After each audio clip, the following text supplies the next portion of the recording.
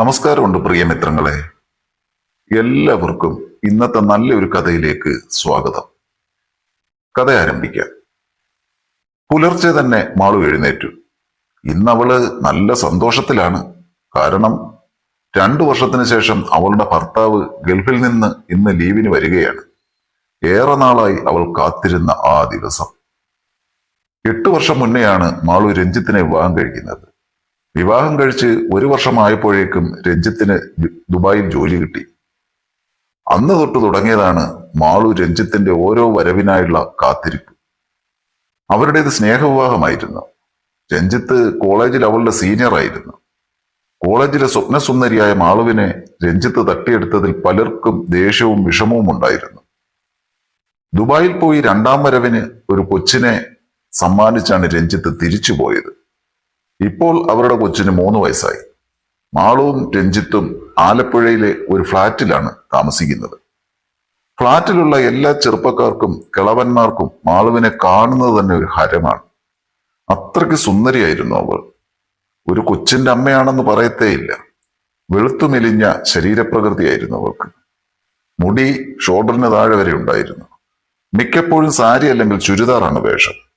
വീടിനകത്താണെങ്കിൽ പാവാടയും ടോപ്പുമാണ് മിക്കപ്പോഴും ധരിക്കുക. പാവാടയും ടോപ്പും ഒക്കെ ധരിച്ചുകൊണ്ട് പുറത്തിറങ്ങിയാൽ അടുത്ത ഫ്ളാറ്റിലെ 90 വയസ്സുള്ള അമ്മാവന്മാരുടെ വരെ നോട്ടം കണ്ടാൽ ആരായാലും ഒന്ന് ചൂളിപ്പോകും. എന്നാലും ചിലപ്പോഴൊക്കെ ആ നോട്ടം ഒരു സുഖം തന്നെയാണ് താനും. താനും ഒരു മനുഷ്യ സ്ത്രീയല്ലേ, തനിക്കുമില്ലേ വികാരങ്ങളും വിചാരങ്ങളും. മെലിഞ്ഞ ശരീരത്തിന് ചേരുന്ന രീതിയിൽ അധികം വലിപ്പമില്ലാത്ത ശരീരാവയവങ്ങളായിരുന്നു അവൾക്ക്. കൊച്ചുണ്ടായതിനു ശേഷം അതിന് കുറച്ച് വലിപ്പമൊക്കെ വെച്ചിട്ടുണ്ട്. പക്ഷേ അത് അവളെ കൂടുതൽ സുന്ദരിയാക്കിയിട്ടേ ഉള്ളൂ. അവളുടെ ശരീരത്തിലെ മെയിൻ അട്രാക്ഷൻ എന്ന് പറയുന്നത് പഞ്ഞിക്കെട്ട് പോലെയുള്ള അവളുടെ ഹൗസിംഗ് ആണ്. എല്ലാവരും ഏറ്റവും കൂടുതൽ നോക്കി വെള്ളമിറക്കുന്നതും അവൾ നടക്കുമ്പോൾ അതിന്റെ ചലനം കണ്ടിട്ടാണ്. നല്ല ഷേപ്പുള്ള അരക്കെട്ടായിരുന്നു അവൾക്ക്. ഇന്ന് രഞ്ജിത്ത് വരുന്നത് പ്രമാണിച്ച് അവൾ രാവിലെ തന്നെ എണീറ്റു. രഞ്ജിത്തിന് വേണ്ട വിഭവങ്ങൾ ഉണ്ടാക്കി അവൾ കാത്തിരുന്നു. വൈകിട്ട് ഒരു 4 മണിക്കാണ് രഞ്ജിത്ത് എത്തിയത്. തന്റെ ഭാര്യയും മകനെയും 2 വർഷം കഴിഞ്ഞ് കണ്ടതിന്റെ സന്തോഷത്തിലായിരുന്നു അവൻ. കണ്ട ഉടനെ തന്നെ മോനെ എടുത്തു പൊക്കി ചുംബിച്ചു. അവനെ നോക്കി നിറകണ്ണുകളോടെ നിൽക്കുന്ന മാളുവിനെ നോക്കി അവന് സന്തോഷമടക്കാൻ സാധിച്ചില്ല. രഞ്ജിത്ത് മാളുവിന്റെ അടുത്ത് എന്ന് അവളെ വാരിപ്പുണർന്നു. അവളുടെ നെറുകയിൽ ചുംബിച്ചു. എത്ര നാളായി എന്റെ മോളെ കണ്ടിട്ട്? രഞ്ജിത്ത് ചോദിച്ചു. ഞാൻ കാത്തിരിക്കുകയായിരുന്നു എന്റെ ഏട്ടനെ, മാളു പറഞ്ഞു. രഞ്ജിത്ത് അടുത്തുള്ള ഫ്ളാറ്റിൽ ഉള്ളവരോടൊക്കെ കുശലമൊക്കെ പറഞ്ഞ് വീട്ടിലേക്ക് കയറി. സാധനങ്ങളൊക്കെ എടുത്തു വെച്ച് മാളുവിനോട് കുറെ വിശേഷം പറഞ്ഞ് പോയി ഫ്രഷായിട്ട് വന്നു. മാളു അപ്പോഴേക്കും ഫുഡൊക്കെ എടുത്ത് ഡൈനിങ് ടേബിളിൽ വെച്ചു. രഞ്ജിത്ത് ടേബിളിൽ വന്നിരുന്ന് ആഹാരം കഴിക്കാൻ തുടങ്ങി.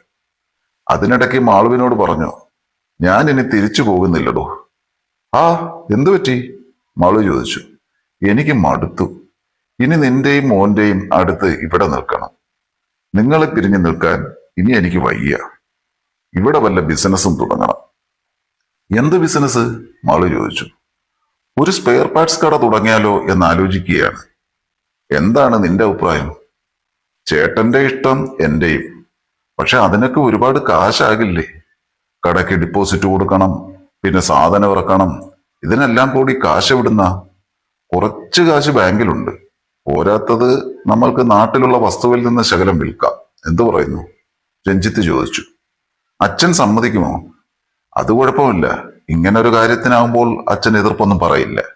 എന്തായാലും ഇന്നത്തെ ഗാനമേളയൊക്കെ കഴിഞ്ഞ് നമുക്ക് നാളെ വീട്ടിലോട്ട് പോകാം. അപ്പോൾ കാര്യം അവതരിപ്പിക്കാം. രഞ്ജിത്ത് ചിരിച്ചുകൊണ്ട് പറഞ്ഞു. ഗാനമേളയോ? അതെന്തുവാ? മാളു അറിയാത്ത പോലെ ചോദിച്ചു. അതൊന്നും ഇപ്പോൾ നിന്നോട് പറഞ്ഞാൽ മനസ്സിലാകില്ല. രാത്രി ഒരു 10 മണിയാവുമ്പോൾ കാണാൻ പോകുന്ന പൂരം ഇപ്പോഴേ പറഞ്ഞറിയിക്കണോ മോളെ? അപ്പോഴാണ് മാളുവിന് ഏതാണ്ട് കത്തിയത്. പോയേട്ടാ, പന്നത്തരം പറയാതെ. കൊച്ചു കള്ളൻ. മാളുവിന് സന്തോഷമായി. ഇനി ചേട്ടനെ പിരിഞ്ഞിരിക്കണ്ടല്ലോ. അവൾ ചെന്ന് അവനെ കെട്ടിപ്പിടിച്ച് നെറുകയിലൊരു ചുംബനം കൊടുത്തു. രഞ്ജിത്ത് വന്നതറിഞ്ഞ് വീട്ടിൽ നിന്ന് അച്ഛനും ഫ്രണ്ട്സും ഒക്കെ ഫോൺ വിളിച്ചു. വൈകുന്നേരം കടന്നുപോയി. രാത്രി ഫുഡൊക്കെ കഴിച്ച് മോനെ ഉറക്കി രഞ്ജിത്ത് കട്ടിലിൽ നിന്ന് ഫോൺ നോക്കിക്കൊണ്ടിരിക്കുമ്പോഴാണ് മാളു കുളിയൊക്കെ കഴിഞ്ഞ് ബാത്റൂമിൽ നിന്ന് ഇറങ്ങി വന്നത്. അവളുടെ മുഖത്ത് ഇന്ന് പ്രത്യേക തെളിച്ചമുണ്ടായിരുന്നു. ഇറങ്ങി വരുന്ന മാളുവിനെ കണ്ടപ്പോൾ രഞ്ജിത്തിന് എന്തൊക്കെയോ തോന്നിത്തുടങ്ങി. അവന്റെ മുഖത്തെ കള്ളച്ചിരി മാളു കണ്ടു. എന്താണ് ഒരു കള്ളച്ചിരി? മാളു ചിരിച്ചുകൊണ്ട് ചോദിച്ചു. മാളു ഒരു പാവാടയും ടോപ്പുമായിരുന്നു അപ്പോഴത്തെ വേഷം. എന്റെ പൊന്നെ, ഇങ്ങ് വന്നേ നീ. 2 വർഷമായി എന്തെങ്കിലും ഒന്ന്. ഇന്ന് ഉറങ്ങാമെന്ന് എന്റെ പൊന്നുമോള് വിചാരിക്കണ്ട കേട്ടോ. അയ്യേ, അപ്പോഴേക്കും എന്റെ ഏട്ടന്റെ കൺട്രോളൊക്കെ പോയോ? മാളു കളിയാക്കി ചിരിച്ചു. അതെങ്ങനാ? നിന്റെ നിൽപ്പ് കണ്ടാൽ ദൈവത്തിന്റെ വരെ കൺട്രോൾ പോകും മോളെ, രഞ്ജിത്ത് പറഞ്ഞു. അതും പറഞ്ഞ് അവളെ പിടിച്ച് അടുത്തേക്ക് നീക്കി നിർത്തി. മോൻ ഉറങ്ങിയോ? മാളു ചോദിച്ചു. അവൻ എപ്പോഴേ ഉറങ്ങി. അല്ല, ഞാൻ ഉറക്കി, ഒരു കള്ളച്ചിരിയോടെ രഞ്ജിത്ത് പറഞ്ഞു. നിന്നെ ഞാൻ ശരിക്കൊന്ന് കാണട്ടെ, എത്ര നാളായി. മാളു നാണത്തോടെ അവന്റെ മുന്നിൽ നിന്നു. എന്റെ മാളു കൂടുതൽ സുന്ദരിയായിട്ടുണ്ട്. അവൻ അവളുടെ ശരീരഭാഗങ്ങളിലേക്ക് നോക്കിയിട്ട് പറഞ്ഞു. എല്ലാം കുറച്ച് വലുതായോ എന്നൊരു സംശയം. ഓടുന്നു. മാളു ചിണുങ്ങി. ഇങ്ങ് വാടി പെണ്ണെ. രഞ്ജിത്ത് അവളെ പിടിച്ച് മടിയിലിരുത്തി. അവളുടെ പഞ്ഞി പോലുള്ള ഹൗസിംഗ് അവന്റെ നാഭിയിൽ അമർന്നു. അവൻ എവിടെ നിന്നെല്ലാമോ വികാരം ഇരച്ചു കയറി. അവൾക്കും അങ്ങനെ തന്നെ. രണ്ടുപേരും കട്ടിലിലേക്ക് നേരെ മറിഞ്ഞു. പിന്നെ അവിടെ നടന്നത് ഒരു തൃശൂർ പൂരമായിരുന്നു എന്ന് തന്നെ പറയാം.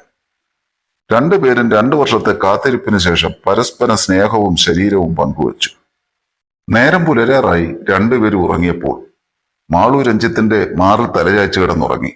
രഞ്ജിത്ത് അവന്റെ മോന്റെയും ഭാര്യയുടെയും അടുത്തെത്തിയതിന്റെ സന്തോഷത്തിൽ അവനും നല്ലപോലെ മയങ്ങി. രാവിലെ 9 മണിയായി കാണും. മാളു ഉണർന്നു. പെട്ടെന്ന് തന്നെ പോയി കുളിച്ച് ഡ്രസ്സൊക്കെ മാറി കിച്ചണിലേക്ക് പോയി. രഞ്ജിത്ത് ഉണർന്നു നോക്കിയപ്പോൾ മാളുവിനെ കണ്ടില്ല. അവന് മനസ്സിലായി അവൾ അടുക്കളയിലാണെന്ന്. അവൻ പതുക്കെ എഴുന്നേറ്റു മകനെ ഒന്ന് നോക്കി. അവൻ അപ്പോഴും നല്ല ഉറക്കത്തിലായിരുന്നു. രഞ്ജിത്ത് നേരെ അടുക്കളയിലേക്ക് ചെന്നു. മാളു ചായ ഇടുകയാണ്. കുളിച്ചു സുന്ദരിയായി നിന്ന് ചായ ഇടുന്ന മാളുവിനെ കണ്ടപ്പോൾ തന്നെ രഞ്ജിത്തിന്റെ ഉറങ്ങിക്കിടന്ന സിംഹം പിന്നെയും സടകുടഞ്ഞെഴുന്നേറ്റു. അവൻ പിറകിൽ കൂടി ചെന്ന് അവളെ ഒരു കെട്ടിപ്പിടുത്തം. ഏയ് മനുഷ്യ, കൊച്ചെഴുന്നേറ്റ് വരും. ഇന്നലത്തെ രാത്രിയിലത്തെ കൊണ്ട് മതിയായില്ലേ? ഇതും പറഞ്ഞുകൊണ്ട് അവന്റെ കൈ വിടുവിക്കാൻ ശ്രമിച്ചു. ഇപ്പോൾ നിന്നെ ഇങ്ങനെ കണ്ടപ്പോൾ വീണ്ടും ഒരു പൂതി. മോൻ നല്ല ഉറക്കത്തിലാടി, രഞ്ജിത്ത് പറഞ്ഞു. മാളുവിനും മനസ്സിൽ ചെറിയൊരാഗ്രഹമുണ്ടായിരുന്നു. അവൾ തിരിഞ്ഞ് അവനെ ഒന്ന് നോക്കി ചുണ്ടു കടിച്ചു കാണിച്ചു. പിന്നെ അവനൊന്നും നോക്കിയില്ല. അവൻ അവളെ പൊക്കിയെടുത്ത് കിച്ചൺ സ്ലാബിലേക്ക് കയറ്റിയിരുത്തി. അവന്റെ 2 കൈകളും അവളുടെ ശരീരഭാഗങ്ങളിലെല്ലാം വിക്രിയകൾ കാട്ടിക്കൊണ്ട് രണ്ടുപേരും ആനന്ദസാഗരത്തിൽ ആറാടി.